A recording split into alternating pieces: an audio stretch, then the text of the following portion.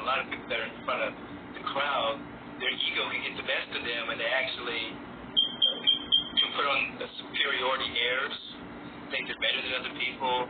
You know, it's a tough thing to navigate. Yeah.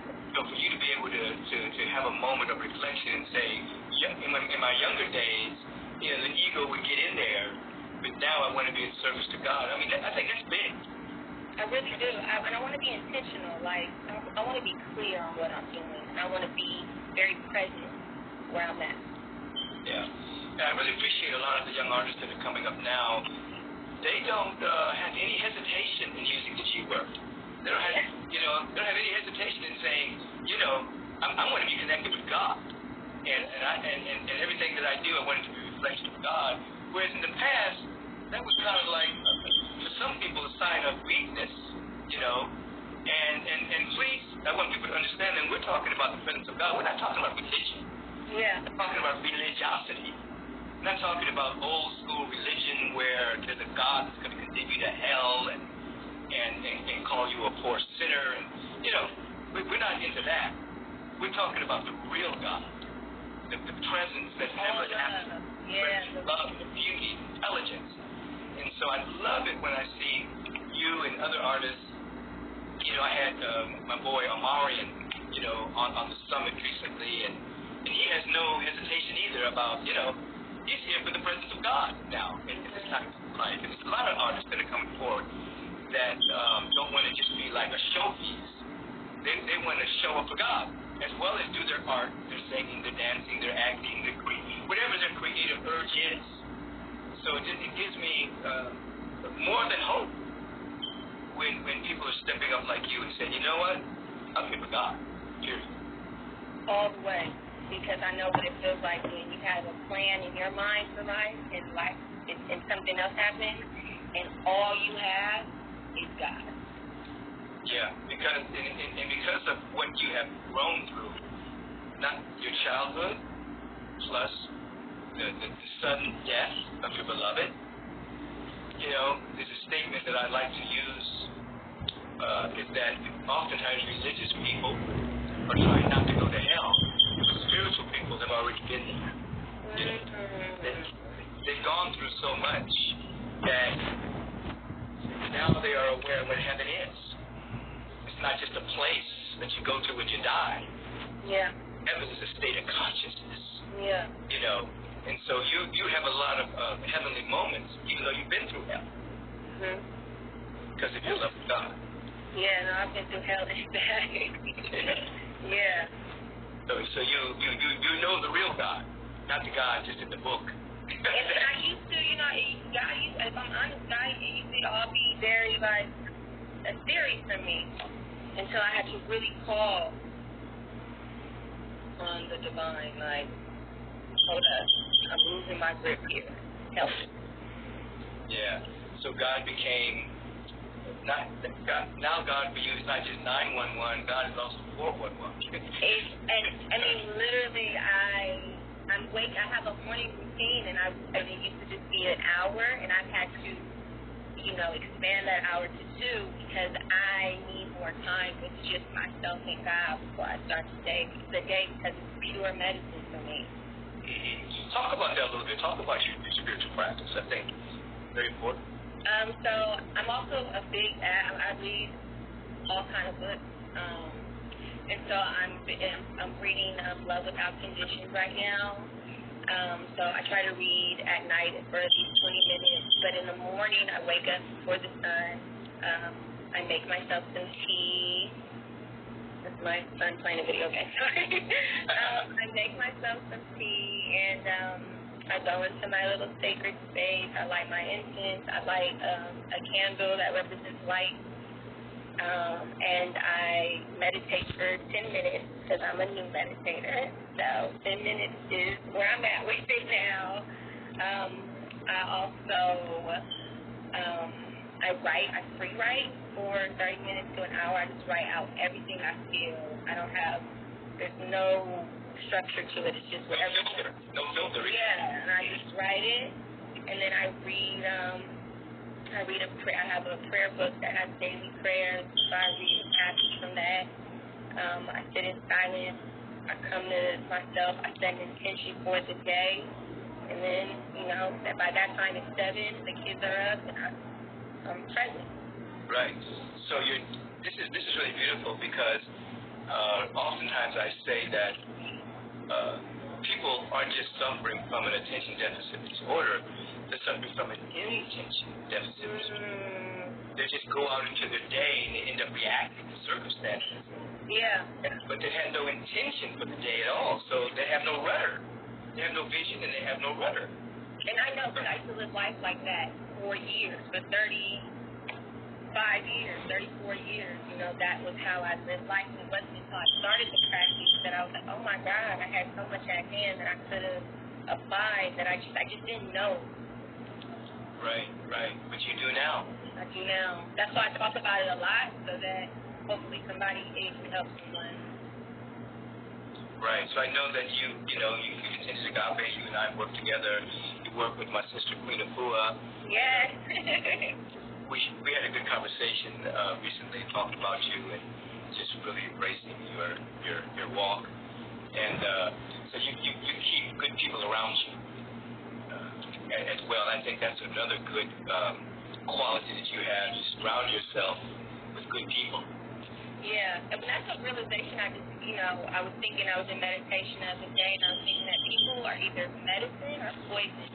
Oh, speak on that. And so, and sometimes without any intention to be poison, but when you're around certain people and all they do is gossip or entertain themselves with, lower vibration and, talking about people or, negative comments and stuff like that, that ever after long. And then, or if you're around someone that just talks about things that are uplifting, fulfilling, or just sitting in silence with someone that has really good energy, that's medicine, whether you are aware of it or not. It brings you to, a peaceful state. And so we just have to be really cautious and aware of, and some of us can be poison sometimes to others, so that we need to be aware of how we show up in others' lives as well. Absolutely. There's a statement, people who talk about other people, that's mediocrity. People who talk about events, that's average.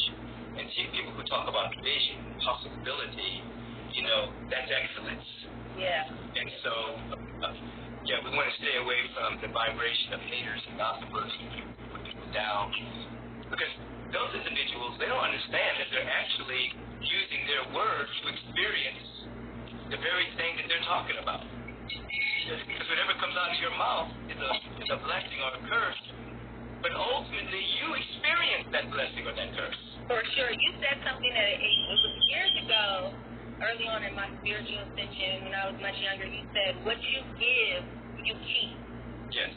And I know this because I'm not perfect, and there's so many times in my life that I've been caught in low vibrational conversation, and the next day I feel it.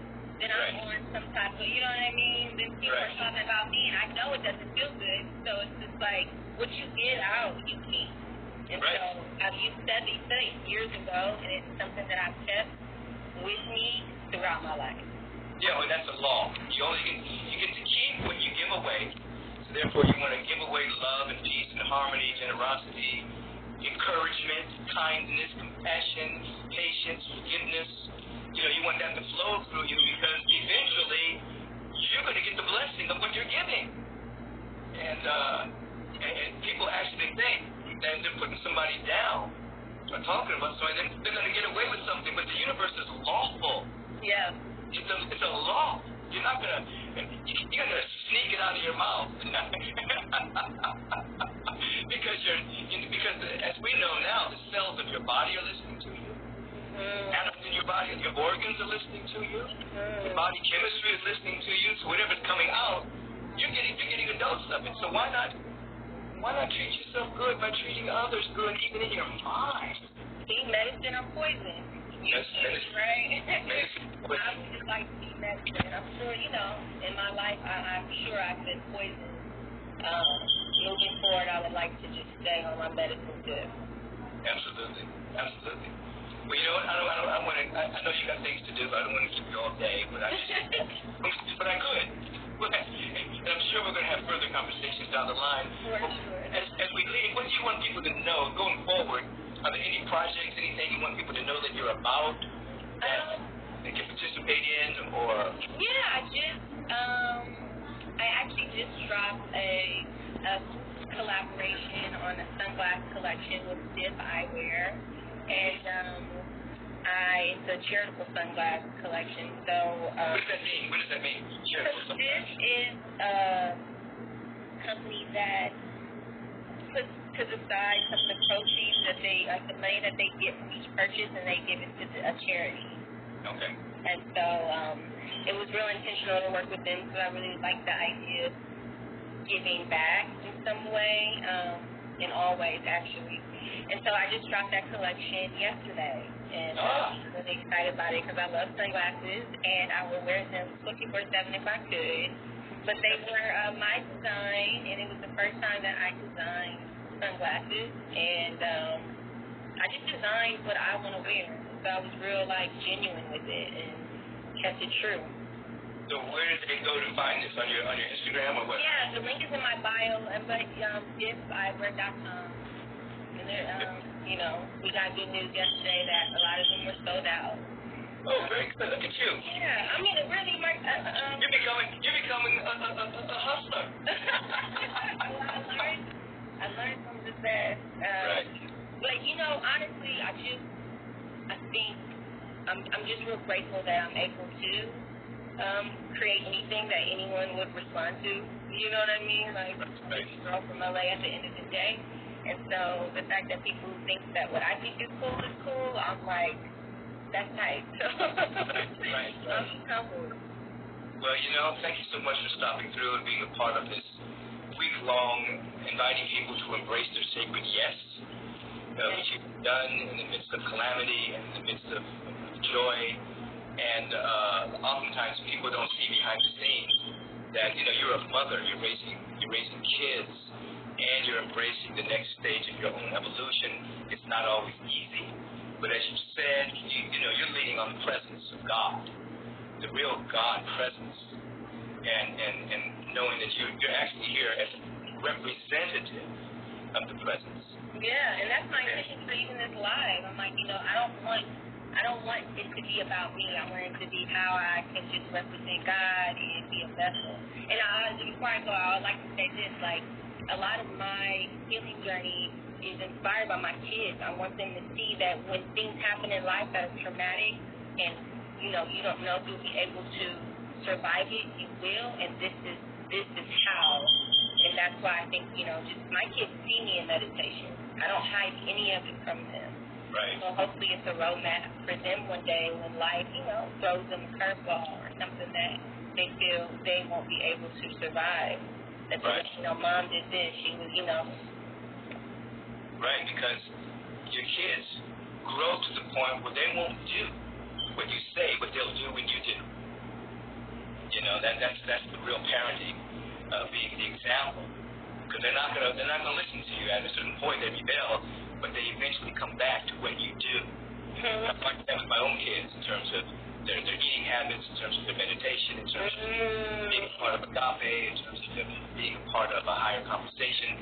They're becoming me, but not me. They're becoming them. Yeah. But, I'm becoming my mom. I write everything down. I'm like, Well, any last words? Thank you for inviting me to do this and giving me this opportunity. You've been one of my master teachers, and I sincerely, soulfully thank you. God bless you, Lauren. It's been my joy, and we've had all the demographics and ages this week, and you're a youngster. So thank you for stepping up to the plate. Thank you for giving us your time. As I say to all my guests, one of the most valuable things that we have in life these days is time. And so if you can give your time to something like this, I just appreciate it. And I'll be talking to you soon.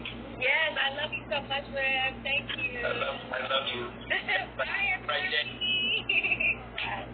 Give your boys my hug, big hug for me, okay? I will. I'm like, you can't hear them. They're going crazy. I hear them. Thank you. Bye. Bye-bye.